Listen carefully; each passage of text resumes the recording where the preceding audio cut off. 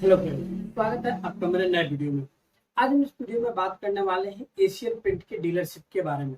अगर आप कहीं पे भी काम करना चाहते हैं पेंट बिजनेस में या आप एशियन पेंट कंपनी से काम करना चाहते हैं तो आप उसका डीलरशिप कैसे ले सकते हैं।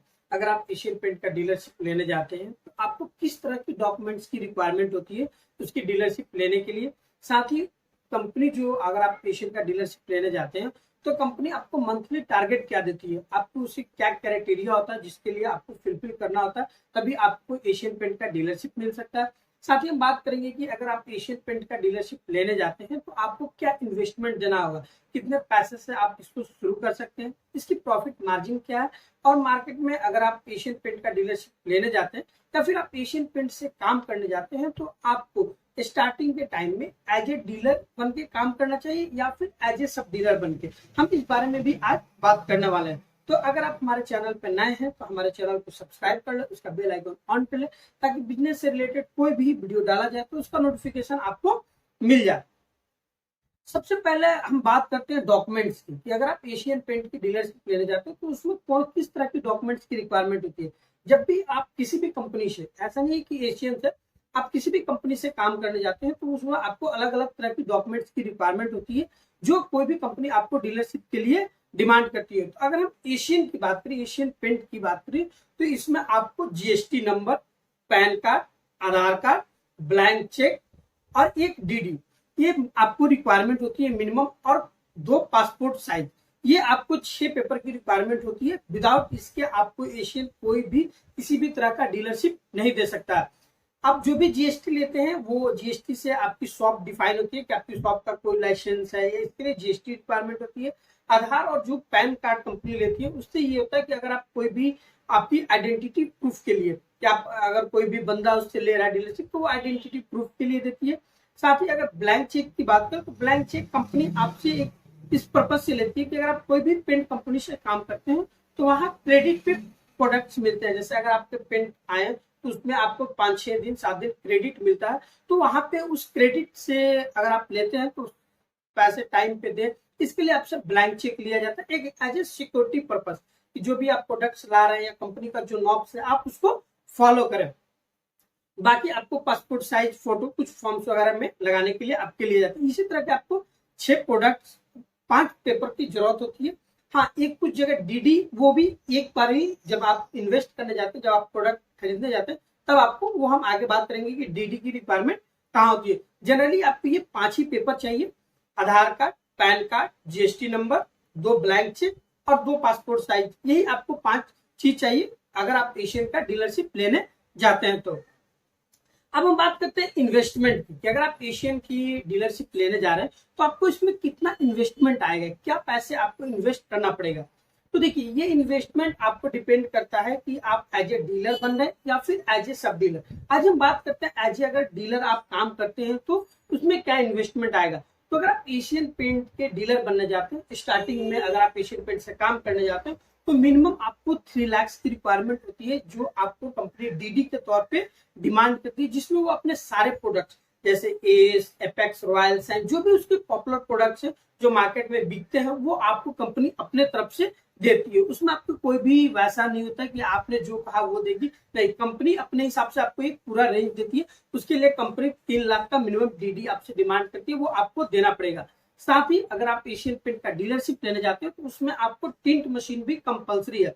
अगर आप टिंट मशीन नहीं लेते हैं तो वो आपको डीलरशिप नहीं देगी। आज के टाइम में टिंट मशीन भी कंपलसरी है। वैसे भी अगर आप कहीं पे भी पेंट बिजनेस शुरू करने जाते हैं तो वहां पे आपको टिंट मशीन के बिना आप बिजनेस नहीं शुरू कर सकते हैं।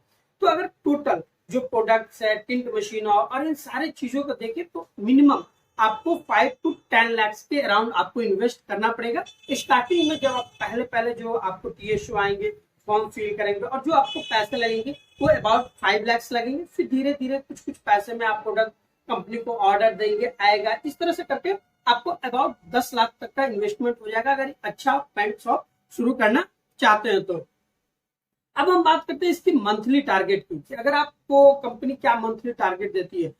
तो पहले जो भी कंपनियां होती थी, पेंट कंपनियां, वो बहुत ज्यादा आपको टारगेट देती थी कि महीने के 3 लाख मिनिमम बेचना है, महीने के 4 लाख बेचना है, 5 लाख बेचना है। बट आज के टाइम में अब ये इतना मार्केट में कंपटीशन आ गया, मार्केट में इतनी सारी कंपनियां आ गई है कि डीलर पे अब कोई भी दबाव नहीं होता किसी भी कंपनी का, कि आप एशियन का ले, नेरोलैक का ले, ड्यूलेक्स का ले, बर्जर का, कोई भी आप पे दबाव नहीं होता।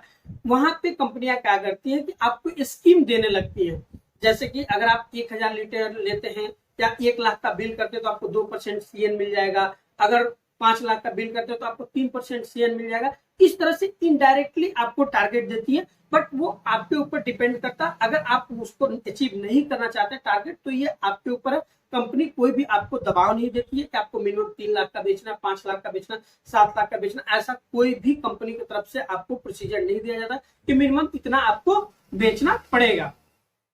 अगर हम बात करते हैं प्रॉफिट मार्जिन की, कि अगर आप एशियन के डीलरशिप लेने जाते हैं तो एशियन इंडिया के मार्केट के हिसाब से देखा जाए तो सबसे पॉपुलर ब्रांड है। और कोई भी अगर पॉपुलर ब्रांड की अगर आप प्रॉफिट मार्जिन के देखें तो वहां पे प्रॉफिट मार्जिन आपको अदर ब्रांड्स के अपेक्षा बहुत कम होता है, या आप पहले की बहुत ही ज्यादा कम होता कंपेयर करेंगे अदर ब्रांड से। बट जो इसकी सेल है वो आपको बहुत ज्यादा होता है, तो कहीं ना कहीं जो आपका इनकम है, मंथली इनकम, वो काफी बेटर हो जाता है। तो इसलिए आप इसके प्रॉफिट मार्जिन पे ध्यान रखें। इसका प्रॉफिट मार्जिन अबाउट 5 से लेके आपको 15% तक मिल जाएगा। कुछ कुछ जो पॉपुलर प्रोडक्ट्स है जैसे एपेक्स, रॉयल साइन, यहाँ पे आपको थोड़ा प्रॉफिट मार्जिन कम मिलेगा, बट जो जैसे आप कलर वगैरह बना के देते हैं मशीन से, तो वहां पे आपको 10 से 15% तक का अलग अलग प्रोडक्ट से आपको प्रॉफिट मार्जिन मिल जाएगा।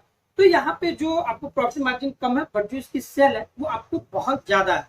अब बात करते हैं जो चौथी पॉइंट है, आपको एज ए डीलर बनना चाहिए या फिर सब डीलर बनना चाहिए। अगर आप एशियन का डीलरशिप लेने जाते हैं तो आप शुरू करते हैं काम, तो डीलर बने या फिर सब डीलर। तो देखिए, अगर आप डीलर बनते हैं तो आपका जो इन्वेस्टमेंट है वो बहुत बढ़ जाता है, अबाउट 5 to 10 लाख तक इन्वेस्ट करना पड़ता है। बट वहीं पे अगर एज ए आप सब डीलर काम करना चाहते हैं, एज ए सब डीलर बनके शुरू करना चाहते हैं, तो वहां पे जो आपका मैक्सिमम इन्वेस्टमेंट होगा वो 5 लाख के अराउंड हो जाएगा। यहाँ पे क्या होता है कि अगर आप सब डीलर बनते हैं तो वो सारे प्रोडक्ट्स आप नहीं रखते हैं, जैसे वाटर प्रूफिंग प्रोडक्ट हो गया, या बहुत सारे ऐसे एशियन के प्रोडक्ट्स हैं जो हायर सेल नहीं है। उसके कुछ ही लिमिटेड प्रोडक्ट हैं जो मार्केट में सबसे ज्यादा बिकते हैं, बट बहुत ऐसे प्रोडक्ट्स भी हैं जो नहीं बिकते। तो अगर आप डीलर बनते हैं तो कंपनियां उस सारे प्रोडक्ट का रेंज दे देती है, बट आज जब आप सब डीलर काम करते हैं तो वहां पे आप उन्हीं प्रोडक्ट पर फोकस करते हैं जो आपको मार्केट में सेल है या हायर डिमांड पे।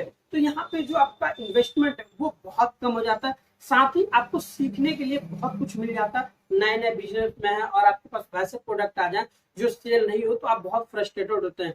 तो जब भी आप बड़ी कंपनियों से काम करना शुरू करें, कोई भी सेगमेंट में आप जा रहे हैं, ऐसा नहीं है कि पेंट सेगमेंट में, आप कोई भी सेगमेंट में जा रहे हैं, तो अगर बड़ी कंपनियों से काम करना आप चाह रहे हैं तो आप पहले कुछ टाइम तक, मैं ऐसा नहीं कहता रेगुलरली, 5 to 6 मंथ तक आप एज ए सब डीलर काम करें। इससे क्या होता है कि आप उस बिजनेस को कंप्लीटली सीख जाते हैं, और जब आप सीख जाते हैं तो अगर आपको कोई भी प्रेशर भी आता है तो आप उसको आसानी से झेल लेते हैं।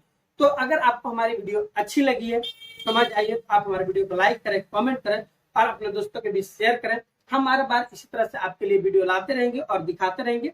तब तक के लिए नमस्कार।